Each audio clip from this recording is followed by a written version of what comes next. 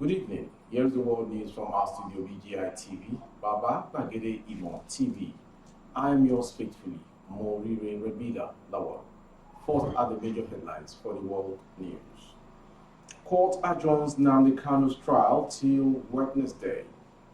2023, I will solve Nigeria's debt economic challenges if elected president. I don't want to see Nnamdi Kanu in this attire again, George to DSS.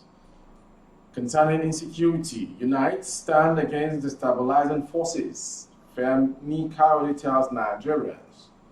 Attackers must not live to tell the story, Arekweshola tells prisons officers.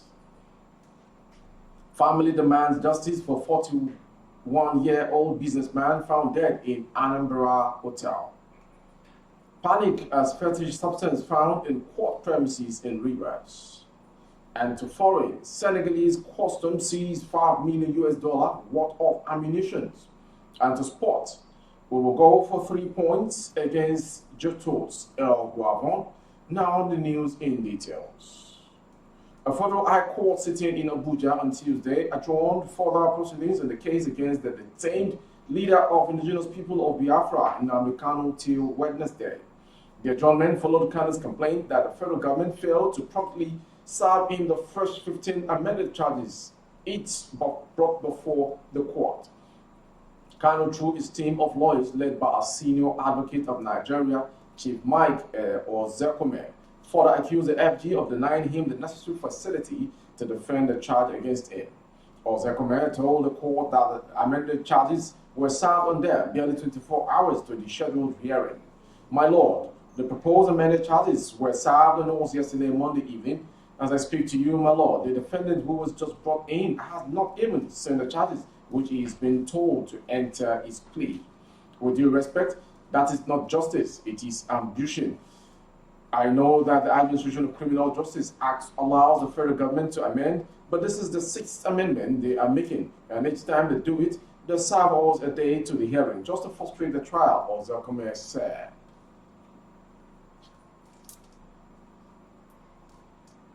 Senator Ayim Pius Ayim, a former secretary to the government of the Federation, has promised to solve Nigeria's debt and economic challenges if elected president in 2023. Ayim, also a former Senate president, said he has all it takes to reposition the country's economy and create massive employment for the teeming youth. The presidential aspirant made this known in a statement signed and made available to journalists by his media aide Daniel Okorie in Abakaliki, the Ebonyi State capital. He revealed that he will engage the services of economic experts as well as the world-class cabinet members to revive the country's economy to become self-sufficient and debt-free.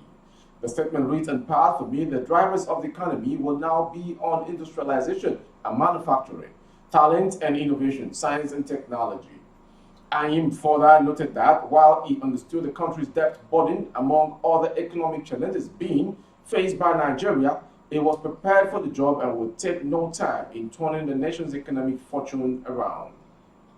I understand that last year the nation earned about 5.5 trillion naira as revenue, and out of the 5.5 trillion naira, 4.2 trillion naira went into debt servicing and debt repayment, leaving just 1.3 trillion naira to run the country. I also want to believe as a matter of rule that you are not allowed to borrow more than 40% of your GDP, and our borrowing rate now is at 36.9%.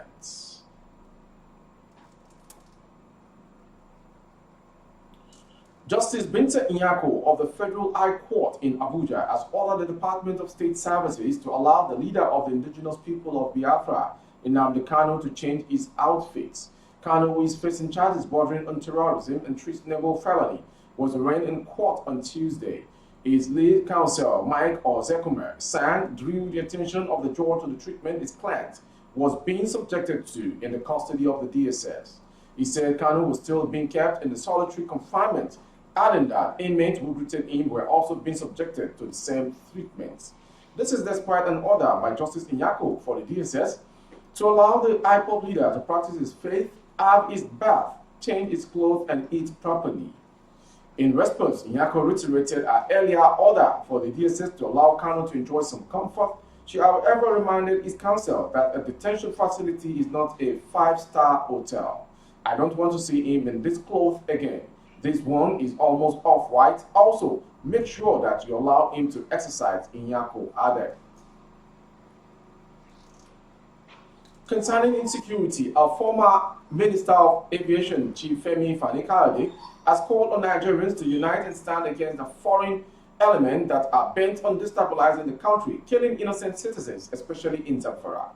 Femi Fani-Kayode, a chieftain of All Progressive Congress APC, made a call while condoling with the Zamfara government on the recent one-thing killing of 58 citizens in Anka and Bukuyum local government areas of the state by bandits. The former minister expressed the belief that some people were using Zamfara and the entire northwest zone as a killing field to prove to the world that Nigeria was ungovernable, divided, and that things were not right in the country.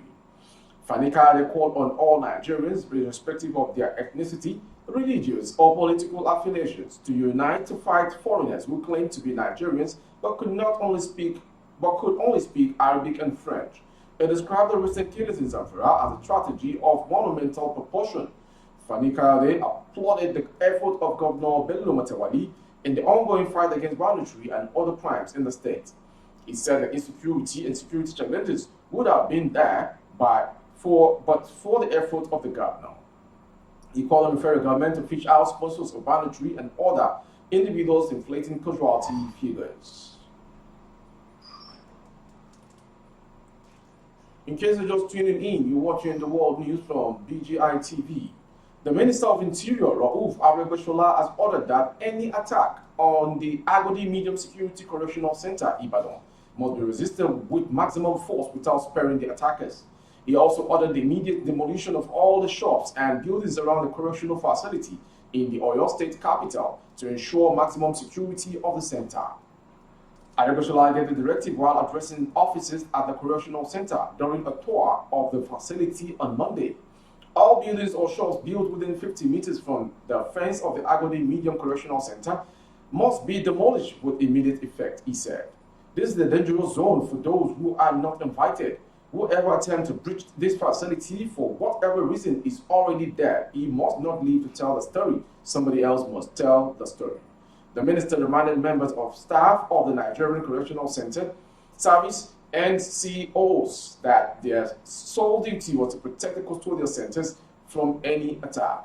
Describing the center as a red zone, he specifically told the personnel of the service to always be alert. Aregbesola admitted that good illumination should be provided for the center to prevent any possible attack, especially during the night. He commended the officers for their effort at preventing the outbreak of the COVID-19 pandemic at the facility, stating that there was not a single case of the disease reported.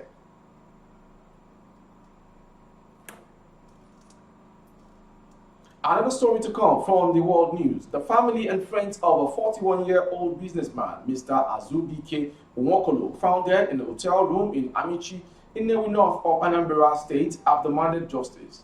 Nwokolo was the father of two and a materials merchant popularly known as Zubimo. One of the deceased friends, Naimeka in Keruo, who demanded justice for him on social media, said the businessman went for a party in the area before lodging in the hotel on January 13, 2022. It was reported that the management of the hotel took him to the morgue without informing his family. Keruo noted that when his family visited the morgue, Zubi had injuries on his neck and thighs. The hotel management was said to have claimed that he slipped and died. Ike said the Nigeria Police Force in the South Division should thoroughly investigate the death of Zubimo because the claim made by the hotel in Amichi doesn't add up. Now, before we go to the following story, judiciary workers and litigants were on Tuesday thrown into panic after what appeared to be a fetish substance was found around the court premises. A dead bird, which had its head chopped off, was found in one of the lobbies leading to the courtrooms. The substance was said to have unsettled judiciary workers. The chief registrar of the Rivers State High Court, David Ihua Madweni, who spoke to journalists on the incident, said it is the second time such item will be dropped in the court premises. While expressing concerns over the incident, the chief registrar assured that the judiciary will beef up security in and around the premises. He also urged judiciary workers to always give out prompt information on any incidents around their environments. And now to foreign story. Senegal has seized 3 containers of ammunition from a Guyana-flagged cargo ship in the port of the capital, Dakar, in a rare arms all worth at an estimated $5 million. In a statement seen by AFP on Tuesday, Senegal's customs agency said it had sighted a ship named the Eolika when it stopped to refuel after it had been made inconsistent declarations. Customs agents in West African country found 3 containers of ammunition aboard Eolika, worth the equivalent of an estimated $5.2 million, the statement said. The customs agency did not mention when the operation occurred. The crew members, whom local media reported were Ukrainian, are currently being questioned.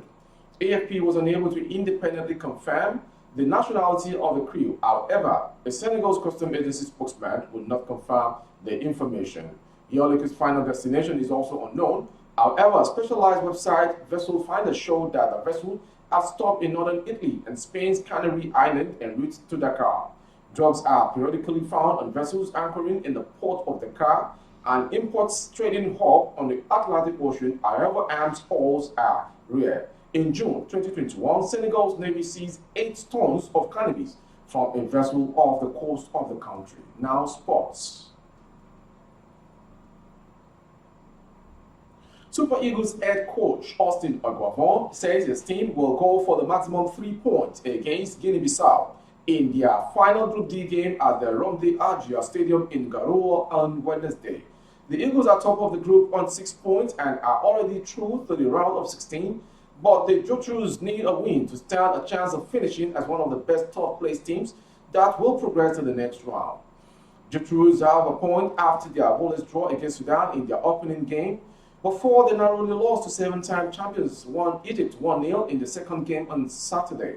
The Bissau Guineans will literally throw the kitchen sink at the Eagles, who may not be fighting their first 11 for the game, but an assured Aguavon says the side will look and not take the match lightly, insisting that they will go all out 3 points to grab the maximum point.